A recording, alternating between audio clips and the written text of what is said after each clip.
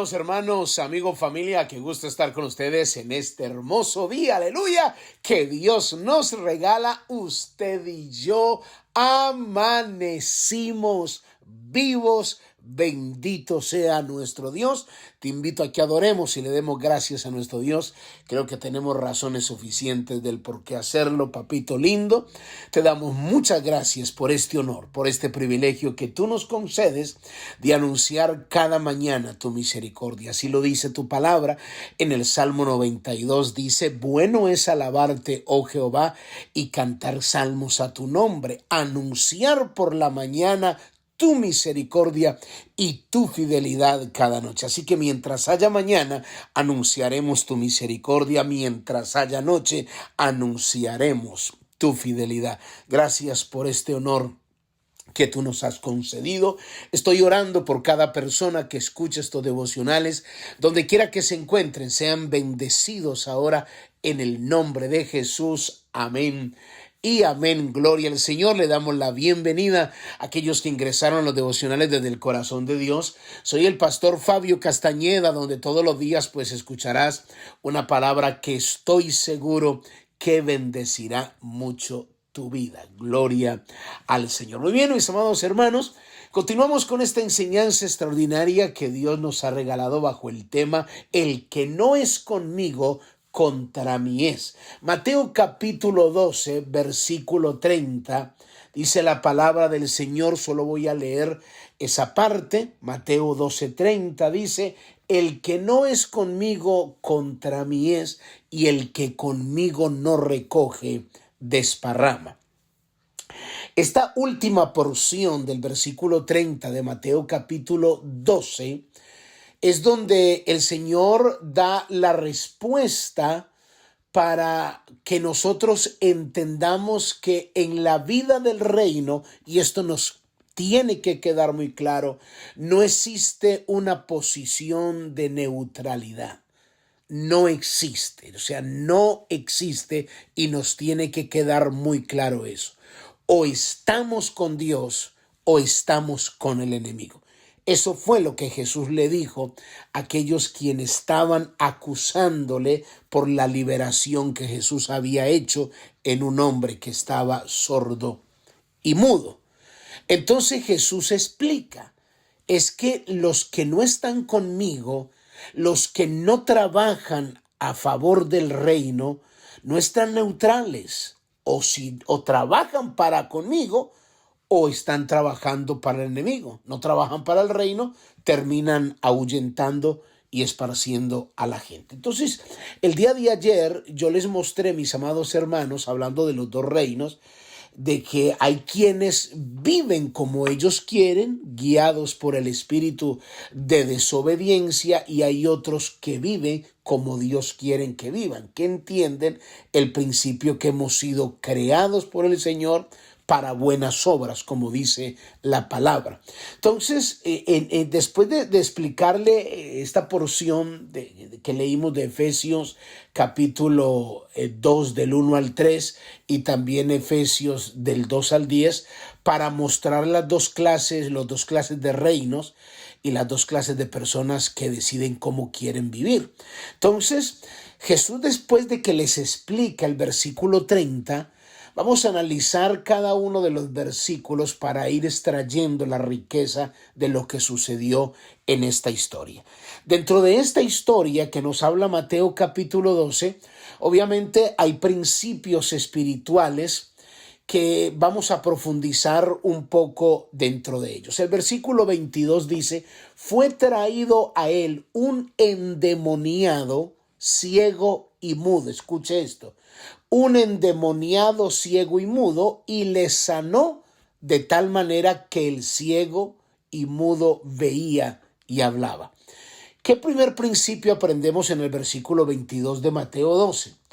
Aprendemos, Jesús nos da la revelación en esta declaración, que no todas las enfermedades son por causas naturales. Sabemos que los seres humanos nos vamos descomponiendo, vienen enfermedades porque el cuerpo va envejeciendo y junto con la vejez van habiendo ciertas enfermedades y otras se desatan por nuestra indisciplina, ya sea en comer, en exageraciones que cometemos, que muchas veces queremos que Dios nos sane, pero nosotros no queremos hacer disciplina. Es como la persona que dice,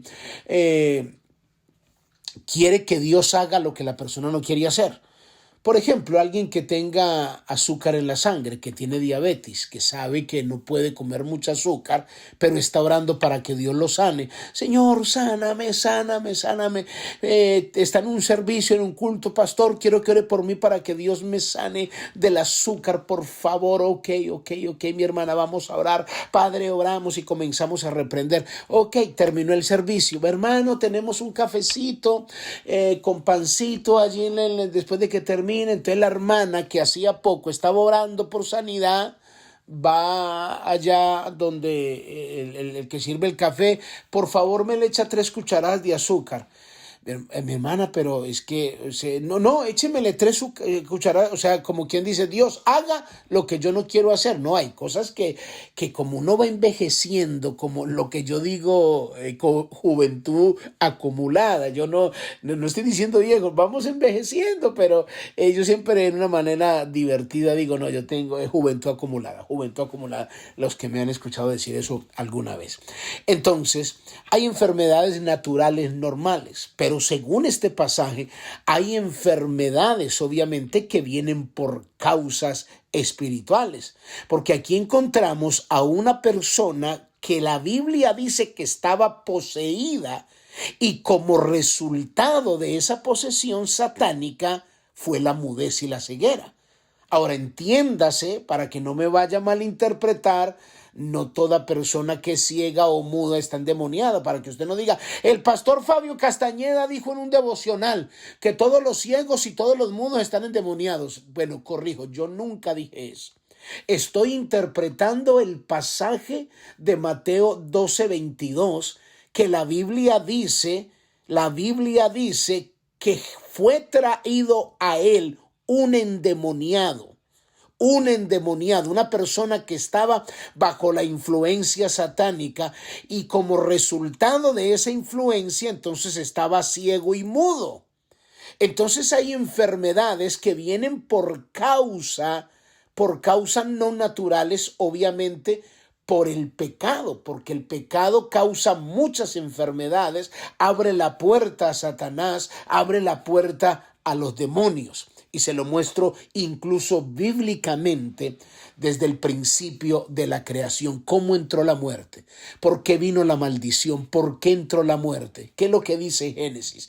Génesis capítulo 3 del versículo 8 al 11 dice, y oyeron la voz de Jehová Dios que se paseaba en el huerto al aire del día. Y el hombre y su mujer se escondieron de la presencia de Jehová Dios entre los árboles del huerto. Mas Jehová Dios llamó al hombre y le dijo, ¿dónde estás tú? Yo pregunto, ¿será que Dios no sabía dónde estaba? ¿Será que los árboles del huerto del Edén eran suficientes para tapar a Adán y Eva? ¿Será que Dios en la omnisciencia, en la omnipresencia, en lo poderoso que es, no sabía dónde se había metido Adán? ¿De qué está hablando? ¿De una manera geográfica o era de una posición espiritual que él había perdido? Porque Dios le pregunta, ¿dónde tú estás?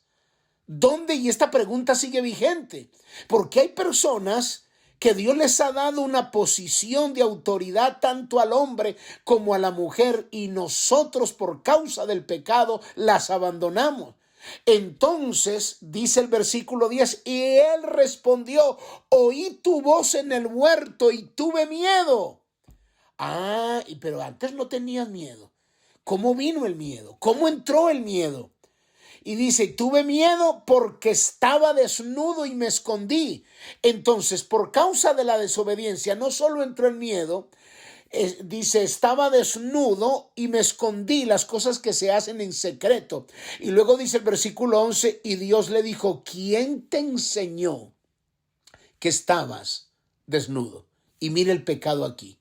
Mire el pecado. El pecado no es una manzana, pudo haber sido un aguacate, pudo haber sido una mandarina. No, no, no. El pecado no es el fruto que se haya comido, porque la Biblia no dice que es una manzana, ni es un aguacate, no. El pecado es haber desobedecido a la orden de Dios.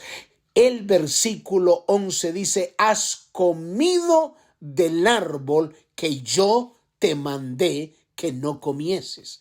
O sea, el pecado es no obedecer a Dios. Es no escuchar la voz de Dios y hacer las cosas a tu manera. Cuando tú y yo hacemos las cosas a nuestra manera, como nosotros queremos, porque nosotros lo decidimos y yo lo hago como dice la gente, es mi cuerpo, no se mete en mi vida, yo hago lo que me dé la gana, a mí no me diga nada. Esa persona lo que está gritando es: déjenme pecar. Pero es que es pecado, a Dios no le agrada. A mí no me importa lo que la Biblia diga, a mí no me importa lo que la gente diga. Entonces, como consecuencia de esa desobediencia, entonces se desatan enfermedades, porque se le abre la puerta a Satanás, a los demonios. El pecado abre la puerta de nuestra vida, Satanás, a los demonios, porque toda persona que peca, grábese esto, todos los que pecamos en algún momento estamos haciendo la voluntad del diablo. Cuando le hemos fallado a Dios, hemos hecho la voluntad del diablo. Y el pecado obviamente trae ruina, trae ruina. Ya la imagen de Dios en nosotros de alguna manera se va como deteriorando, digámoslo de esa manera, y obviamente causa muchas heridas en nuestro interior. Como que si se arruinase la imagen de Dios porque ha sido manchada por el pecado.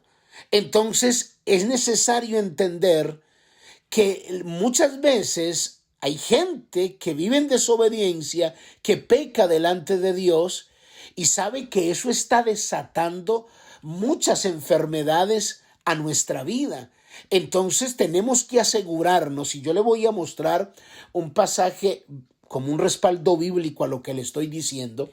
La Biblia habla en Juan capítulo 5 de un hombre que fue liberado de una parálisis que se conoce como el paralítico de Betesda, un hombre que tenía 38 años de estar paralítico, y la Biblia registra que había un estanque de agua donde un ángel descendía de tiempo en tiempo. Registra la Biblia, ellos creían eso, y movía el agua y el que primero se metía quedaba sano.